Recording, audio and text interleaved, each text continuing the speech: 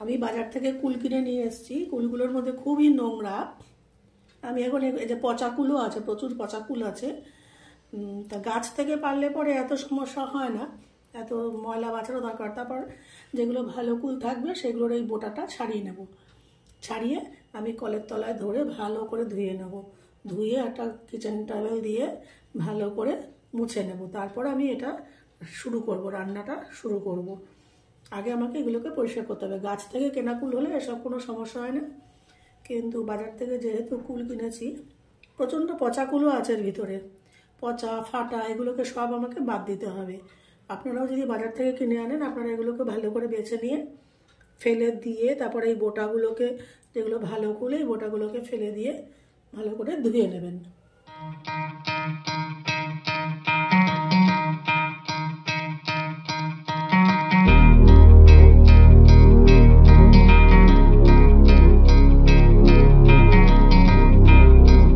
কুলগুলোকে আমি ভালো করে ঝেড়ে টেড়ে নিয়েছি। যেগুলো কাঁচা ফাটা পোকা ধরা ছিল সেগুলো সব ফেলে দিয়েছি। এখানে যে বোটাগুলো ছিল সেগুলো সব ফেলে দিয়েছি, দিয়ে আমি ভালো করে ধুয়ে নিয়েছি। এবার চলে যাচ্ছি আমি পরের স্টেপে। আমি একটা বড় কড়াই নিয়েছি, গ্যাস অন করে দিয়ে দিচ্ছি সর্ষের তেল। আপনারা এটা সাদা তেল দিয়েও করতে পারেন।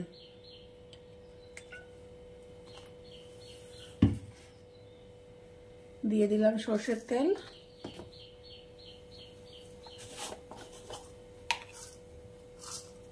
এরপরে এই কুলের আচার অনেকভাবে করা যায়। আমি আজকে একটা প্রসেস দেখাচ্ছি, অন্যদিন আমি অন্য প্রসেসটা দেখাবো।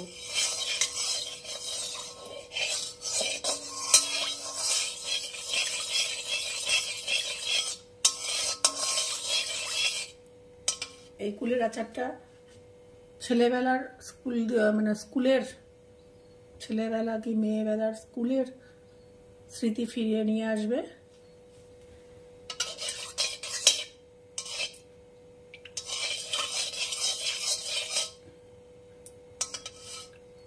আচ্ছা, তেল গরম হয়ে গেছে। আমি দিয়ে দিলাম হাফ চামচ পাঁচফোড়ন।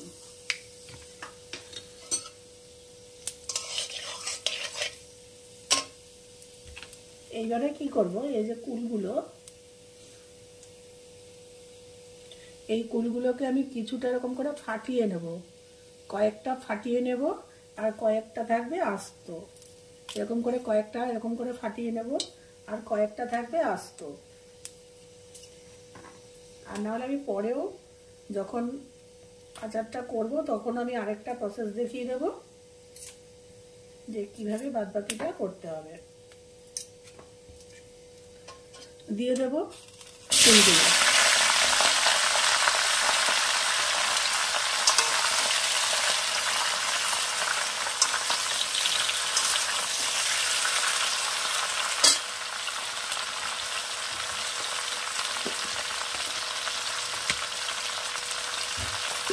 এবারে দিয়ে দেবো,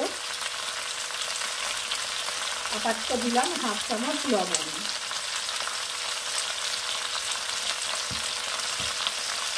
আর দিয়ে দিলাম হাফ চামচ হলুদ।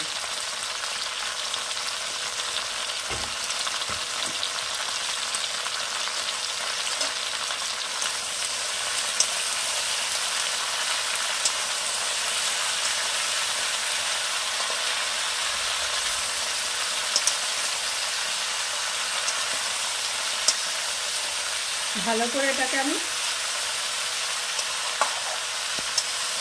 নাড়াবো। কিছুক্ষণ নাড়াচাড়া করার পর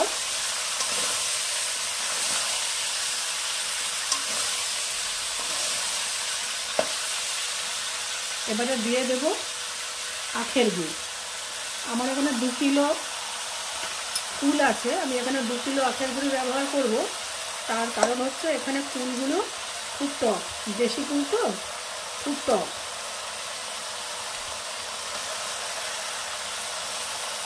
আপনারা কুলের স্বাদ অনুযায়ী গুড়টা ব্যবহার করবেন। আগের থেকে এতটাই গুড় দেবেন না যারা প্রথম করছেন। অল্প অল্প পরিমাণে দিয়ে দেখবেন।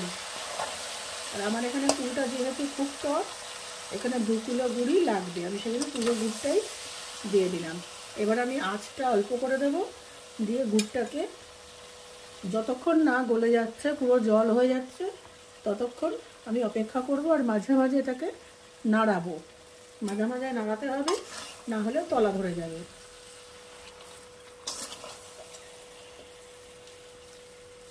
ফিরে আসছি, এই গুড়টা গলে যাক, তারপরে ফিরে আসছি পরের স্টেপে। এখানে গুড়টা পুরোটাই গলে গেছে।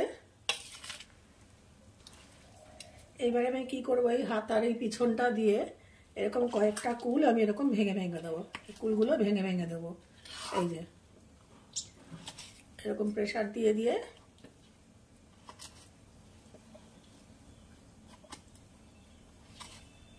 সব কুলগুলো, কিছু কিছু, সব কটা না, কিছু কিছু কুল আমি এরকম ভেঙে ভেঙে দেবো,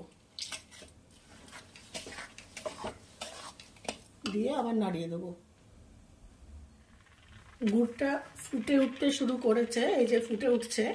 এইবারে আমাকে ফ্লেমটাকে, গ্যাসের ফ্লেমটাকে লো টু মিডিয়াম রেখে বারে বারে এরকম করে নাড়িয়ে যেতে হবে, নাহলে কিন্তু আচারের তলাটা পুড়ে যাবে, তলা ধরে যাবে, পোড়া পোড়া গন্ধ আসবে। মাঝে মাঝে এরকম উলট পালট করে দিতে হবে ক্রমাগত। এখানে কুলের যে রঙটা সেটা চেঞ্জ হয়ে এসছে, মানে আস্তে আস্তে আচার তৈরির দিকে এগোচ্ছে। কিন্তু এই যে গুড়টা থেকে যে এত জল বেরিয়েছে, গুড়টা গলে গিয়ে যে এত জল বেরিয়েছে, এটাকে এখন ধৈর্য ধরে আস্তে আস্তে মাঝে মাঝে নাড়া দিয়ে এটাকে পুরো শুকিয়ে ফেলতে হবে, গা মাখা করে ফেলতে হবে। যদি এটা আমি জোর আছে মানে হাই ফ্লেমে করি, তাহলে একটা চিটচিটে ভাব আসবে, কিন্তু সুতরাং এটাকে আর হাই ফ্লেমে করা যাবে না।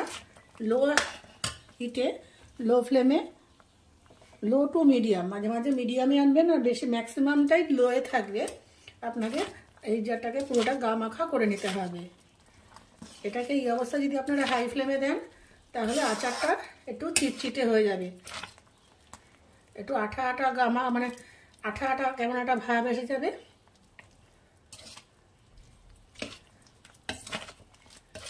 এটাকে এরকম করে ভালো করে নাড়িয়ে নাড়িয়ে, মাঝে মাঝে নাড়িয়ে নাড়িয়ে আপনাদেরকে এই গুড়টাকে পুরো শুকিয়ে নিয়ে আসতে হবে। এখানে আমি নিয়ে নিয়েছি শুকনো লঙ্কা, আস্ত জিরা, আস্ত ধনে, মৌরি আর পাঁচফোড়ন, সরি, এই সব কটাই কিন্তু আমি সম পরিমাণ নিয়েছি। নিয়ে এই সমস্ত মশলাগুলো সম পরিমাণ নিয়েছি, নিয়ে এটাকে আমি ড্রাই রোস্ট করব, করে আমি গুঁড়ো করব। আমি একটা তাওয়া নিয়েছি, তাওয়াটা গরম হয়েছে। এবার আমি সব কটা মশলা একসাথে ভেজে নেব, ভেজে এটাকে ঠান্ডা করে গুঁড়ো করে নেব। আপনারা যদি মনে করেন লঙ্কা অল্প দেবেন, ঝাল কম দেবেন, তাহলে লঙ্কা কিন্তু পরিমাণ আপনারা কম দিতে পারেন।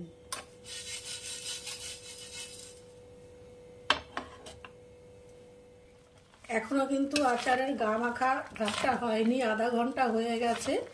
এভাবেই কিন্তু লো ফ্লেমে আমি বানাচ্ছি। কালারটা খুব সুন্দর এসছে। আমাদের শৈশবে যে কুলের আচার খেতাম, একদম সেম কালচে কালচে একটা ভাব এসে গেছে। এইবারে আমি এর মধ্যে আমি যে মশলা গুঁড়ো করে রেখেছিলাম, সেই মশলাটা পুরো দেব না, আমি এখানে দিয়ে দিচ্ছি 2 চামচ।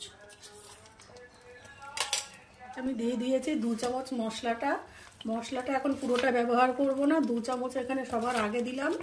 তার কারণ হচ্ছে মশলার ফ্লেভারটা যেন কুলের ভিতরে চলে যায়, সেই জন্য 2 চামচ মশলা আমি আগে ব্যবহার করলাম। পরবর্তী পর্যায়ে আমি পরের স্টেপে দেখাচ্ছি আমি কখন মশলাটা ব্যবহার করব। আবার এটাকে হতে দেব। এবার পুরোটা গা মাখা হবে, তারপরে ফিরে আসবো। এখানে আচার প্রায় তৈরি। এর থেকে বেশি ঘন করলে একদম টাইট হয়ে যাবে ঠান্ডা হলে পরে। আর বেশি এটাকে ঘন করবো না, এটাকে ঠান্ডা হলেই একদম গা মাখা এসে যাবে। এই যে সুন্দর তৈরি হয়েছে, একদম চিটচিটাও তৈরি হয়নি। তাতে এবারে এটাকে ঠান্ডা করতে দেওয়ার আগে আবার যে মশলাটা আমি বানিয়ে রেখেছিলাম সেই মশলাটা আবার দিয়ে দেবো 3 চামচ। 3 চামচ আর হাফ চামচ দিয়ে দিলাম। আর একটু মশলা আমি রেখে দিলাম, সেই মশলার ব্যবহারটা আমি যখন এই কুলের আচারটাকে তুলব তখন ওই বাদবাকি মশলার আচারটার আমি ব্যবহার দেখাবো। এখন এটাকে আমি পুরোপুরি ঠান্ডা হতে দেব। এটা ঠান্ডা হলে খুব সুন্দর একটা গা মাখা একটা টেক্সচার চলে আসবে, কিন্তু চিটচিটে হবে না। এবারে আমি আচার স্টোর করাটা দেখাচ্ছি। অনেকেই বলেন যে আচার নষ্ট হয়ে যায়। আমি একটা কাচের পাত্র নিয়েছি, ভালো করে ধুয়ে খুব সুন্দর করে শুকিয়ে নিয়েছি, মুছে তো নিয়েছি, প্লাস রোদে দিয়ে আমি এটাকে ভালো করে শুকিয়ে নিয়েছি। জল থাকলে পরে কিন্তু আচার নষ্ট হয়ে যায়। এরপরে আমি কি করব, একটু এরকম সর্ষের তেল নেব, নিয়ে সর্ষের তেলটা আমি বয়ামে লাগিয়ে দেবো। আমি যদি স্টোর করি রোদে দিয়ে রাখি, বছর 2 বছর 1 যদি আমি রাখতে চাই তাহলে আমি এইভাবে স্টোর করব। আর যদি কিছু দিনের জন্য থাকে তাহলে আপনারা এমনি টিফিন বক্সে করে ফ্রিজে রাখতে পারেন, কোনো অসুবিধা নেই। কিন্তু রোদে দিয়ে যদি স্টোর করতে হয় তাহলে এভাবে স্টোর করবেন। পুরো আমি সর্ষের তেল মাখিয়ে নিলাম, নিয়ে এবারে এই আচারগুলোকে ভরে দেবো।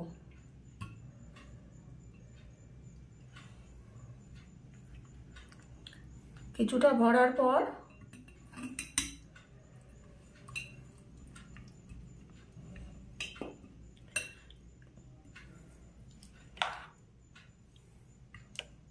আপনারা ছোট বয়ামেও স্টোর করতে পারেন, কোনো অসুবিধা নেই। ছোট 2-3টে করেতে স্টোর রাখলেন তাহলে সুবিধা হলো। আচ্ছা, এবার এখন ভরে নিলাম। ভরে নিয়ে আমি যে একটুখানি মশলা বাঁচিয়ে রেখেছিলাম সেই মশলাটা একটু ছড়িয়ে দেবো উপর দিয়ে, জাস্ট একটু ছড়িয়ে দেবো, দিয়ে আবার আচারটা দিয়ে দেবো। এরকম করে আমি লেয়ারটা পুরোটা তৈরি করব। যতটা আমার কাছে আচার আছে আমি পুরোটা এইভাবে ভর্তি করব। একটু সাবধানে করতে হবে, এদিক ওদিক পড়ে যাই, হ্যাঁ, যেন জলের ছোঁয়া না থাকে। এরকম করে পুরো লেয়ারটা আমি ফিল করে নিয়ে আসি, পুরো বয়ামটা ভর্তি করে ফিরে আসছি আবার আপনাদের কাছে। আমি পুরো বয়ামটা ভরে নিয়েছি। এবার এটা আমি রোদে দিয়ে রাখবো। রোদে দিয়ে আমি এটা সারা বছর করতে পারবো। আর এখান থেকে যখন আচার তুলবো, যে চামচ আমি ব্যবহার করব, যে স্পুন ব্যবহার করব, সেটার মধ্যে যেন কোনো জল না থাকে, তাহলে এটাকে আমি সারা বছর স্টোর করতে পারবো। আর আমি যদি এমনি কাউকে সার্ভ করতে যাই তাহলে নর্মালি এরকম প্লেট নেব, একটু বিট নুন দেব সামান্য, আর এই যে ভাজা মশলাটা রেখেছি একটু উপরে ছড়িয়ে দেব, দিয়ে সার্ভ করব।